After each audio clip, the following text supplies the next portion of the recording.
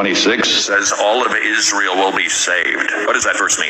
Well, all Israel will be saved. That's in the future. There will be the salvation of the nation Israel. Paul basically in Romans 11 is saying that Romans 11:26 says all of Israel will be saved. What does that verse mean? Well, all Israel will be saved. That's in the future. There will be the salvation of the nation Israel. Paul basically in Romans 11 is saying that the gifts and callings of God are not repented of. God doesn't change his mind. And in the Old Testament, he promised salvation to Israel. In the New Covenant, Jeremiah 31, Ezekiel 36. So God made a promise in the future to fulfill the Davidic covenant, fulfill the Abrahamic promise with the nation Israel. Even after they killed the Messiah, you remember in the early part of the book of Acts, Peter gets up and identifies what they had just done, but says you are still the people of God. God has a plan for the future salvation of Israel because his gifts and callings are not subject to repentance.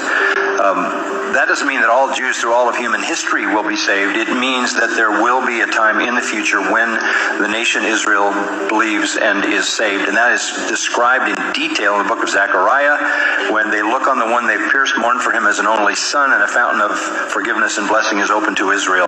And then it follows into the kingdom. Isaiah 53 will be the confession of the nation Israel when they are saved. Because what he's prophesying is the future salvation of Israel when they look back and say, he was wounded for our transgressions, he was bruised for our iniquities, by his chastening we have shalom with God.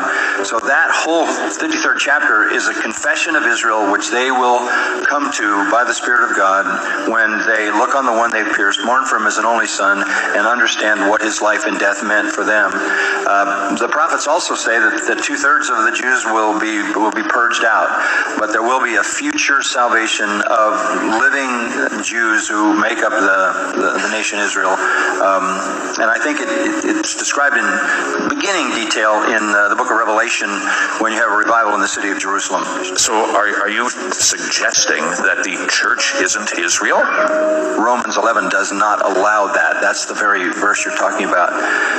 The promises God made to Israel, he will fulfill to Israel. So to make the church the recipient of promises given to Israel splits the Old Testament. The future kingdom of Israel will bring about the salvation of the nation Israel. And that's what Jeremiah is talking about when he says, I'm going to give you a new heart and a new spirit and write my law in your hearts. And that's talking to Israel.